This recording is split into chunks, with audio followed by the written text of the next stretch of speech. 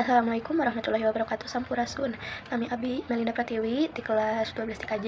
Di dieu Abi bade mindangkeun atau ngajelaskeun tradisi anu aya di daerah Abi.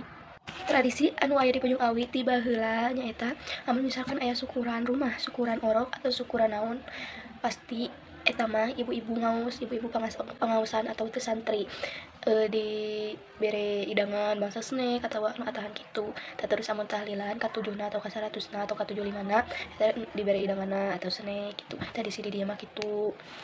Tah mun ciga ulang tahun tah eta mah syukuranna ngayekeun makan di tempat. Jadi sisa nu konengna aya di hareupeun kitu. Jadi teu ku hidangan atawa ku snack kitu. Jadi teuing urang nu ka imahna teuing itu nu diimah ka urang kitu. Jadi nya syukuran mah kitu ibu-ibu atawa santri kitu. Makan di tempat sarerea gitu. Tapi walaupun juga syukuran nu kana ditu, syukuran rumah atau syukuran orang nu kana ditu dibere hidangan saenggeusna, tapi urang ge kudu naon nya maksudna teh. Jadi kudu mindangkeun lah makanan juga bugis mah teh mah kerupuk teh mah kitu. Tamun aya kawinan oge kitu kan ibu-ibu datang. Syukuran heula Jumatna teh misal, tah Sabtuna ibu-ibu kayak datang. Ya kitu ya bangsa bugis gitu. Kayak mingguna akad jeung resepsi gitu. Terus tadi si dia mah kan kete ngaieukeun pangantennya bakal ka imah awewe.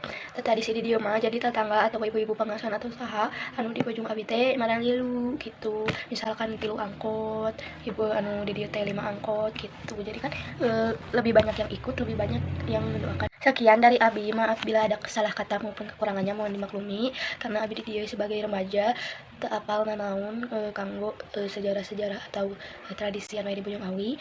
Abi terangna cukup sakit hungkul. Sekian dari Abi. Wassalamualaikum warahmatullahi wabarakatuh.